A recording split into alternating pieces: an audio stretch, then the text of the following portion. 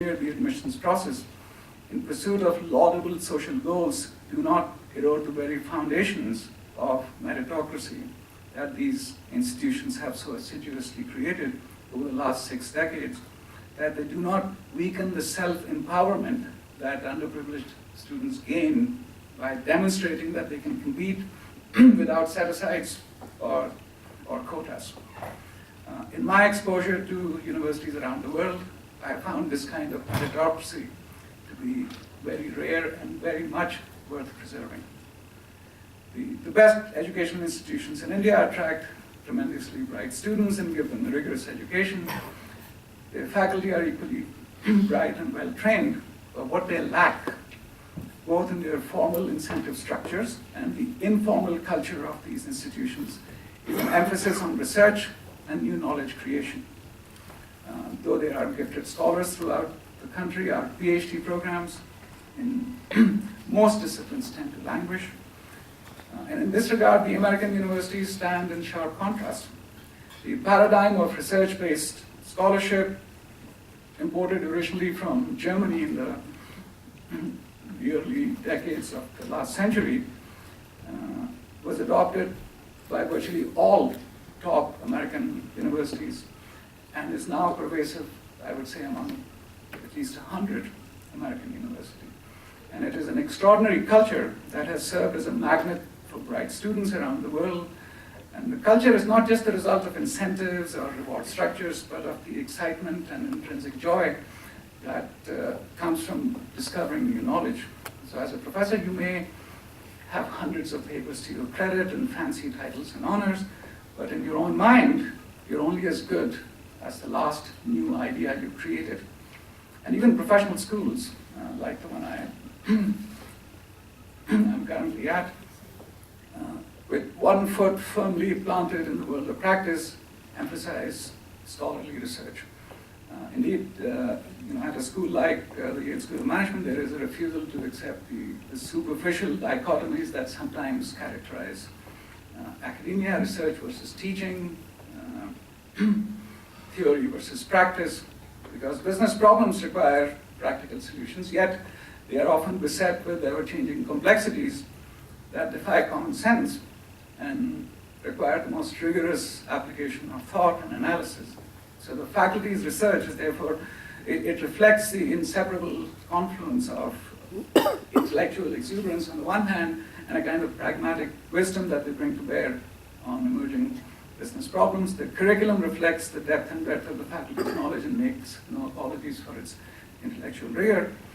And teaching is guided by the belief that even good teachers, in the absence of sustained research, eventually turn into bad teachers. So this is the culture that universities in China and other parts of the emerging world are now trying to create, in many instances very successfully. Universities in India, despite their very high concentration of bright students, will not be world-class until they embrace knowledge creation as a core mission. But a university's mission goes beyond knowledge creation. There's a wonderful book about 160 years old by Cardinal John Henry Newman called The Idea of the University. And in the book, Cardinal Newman says that a university should engage its students in the pursuit of an ascending hierarchy of 4 goals: information, knowledge, wisdom, and faith. If information is the answer to the question, what, and knowledge the response to the question, how, then wisdom may be said to be the understanding of why. But wisdom is perhaps more elusive, not always accessible to its seekers. And perhaps that is what Oscar Wilde meant when he said, education in itself is an admirable thing, but nothing worth knowing can be taught. I tend to be a little more optimistic than old Oscar, but I believe that a university can create the environment that is conducive to the pursuit of wisdom. Faith, that ultimate goal for Cardinal Newman, held a deep and spiritual meaning for this former agnostic who converted to Catholicism. But in a modern secular university, I tend to think of it in terms of ethics, morality, and the dignity of the fellow human being, These ought to remain at the forefront of the university's mission as well, and it is in this realm that different university traditions can learn much from each other. So I'll end with a story about Mr. Narayan Murthy, whom of course you all know, some of you personally. And I had the good fortune to know him right after I graduated from IIM-Ahmedabad in 1979. I joined a think tank,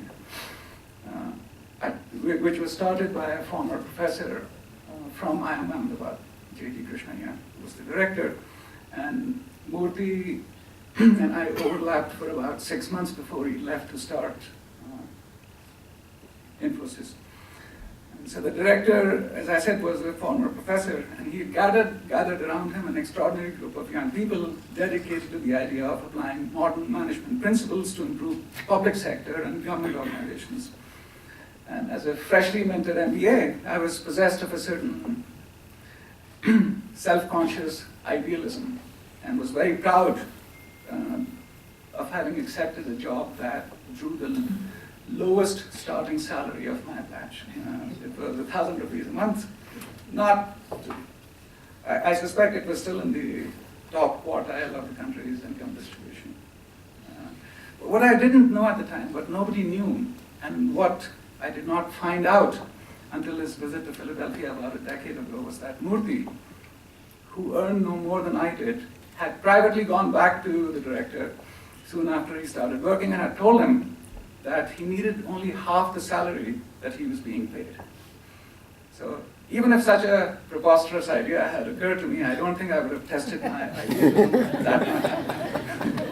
I've often narrated this story to my students, and I always hasten to add that I don't expect them, as they negotiate salaries with future employers, to bring them down to half of what they might be willing to pay. But I think there's a message in this story about courage of conviction, about generosity and grace. I found out about Murthy's private action purely accidentally during that visit to Philadelphia. I was telling Murthy that the director, though he lowballed me at the time of hiring me, still left money on the table because he didn't know how low my reservation price actually was. It was then that Murthy reluctantly revealed that private conversation between him and the director. The Hindi proverb, is "Neki kar, darya mein dal." Do good deeds and throw them into the river. An act of generosity requires no proclamation. It carries its own intrinsic reward. Murthy's life and leadership are inspirational, I think, to a whole generation of young Indians who have witnessed the uncompromising integrity, transparent governance, the spirit of selfless generosity with which he guided Infosys to its preeminent position.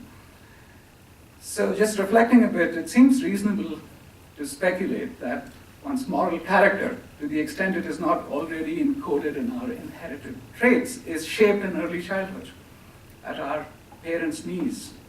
And thus shaped, character guides our instincts and choices when we face ambiguities or ethical dilemmas. It gives courage, or fails to, when we face adversity. This intrinsic or early development view of moral character as a determinant of individual choices seems quite plausible, even axiomatic. What I think is equally plausible, but perhaps underestimated generally, is the converse possibility that our actions and choices over time shape and reshape our moral character.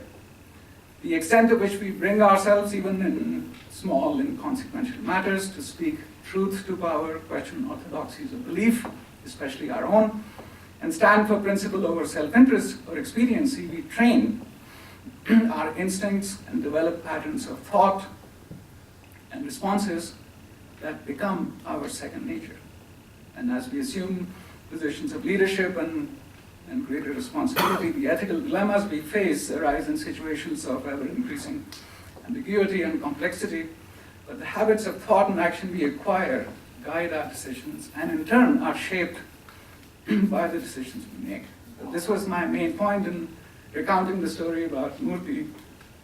In itself, his voluntary cut in salary 3 decades ago was perhaps inconsequential, but it and a myriad of such principled choices helped shape the person he became. And this, I believe, is a lesson that management schools, both in India and the US, should try harder to impart. Thank you. I'm happy, if there is time, to take a few questions.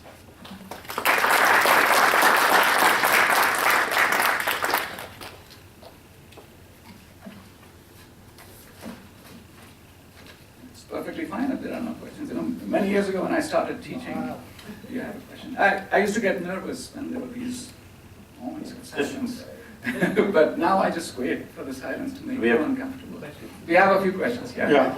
Anjani, my question is that the university system of the US is becoming obsolete. And the reason why I'm saying so is that 33% of the students come out unemployed.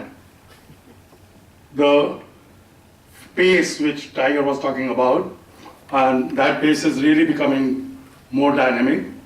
And the challenge is that the pedagogy is still the same, which is new subjects might have been added, but the process is, first of all, it's a party system.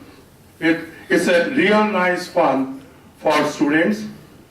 They do not understand the economics of their education, and then they end up at 30% plus of Ivy School students being unemployed. Means there is something wrong in the career counseling process of the university, and they are not preparing for the way the industry is trying to absorb them. What's your viewpoint on that? Okay, that's a pretty large question. I won't address all facets of it. I suspect Kanya, our next speaker, might touch on some of it, so I'll happily deflect some of this to Kanya. But perhaps I'll make just a couple of observations. And I'll echo what Tiger said, I think, in passing. And it's about the sort of American emphasis on a liberal arts education at the undergraduate level. I think it's quite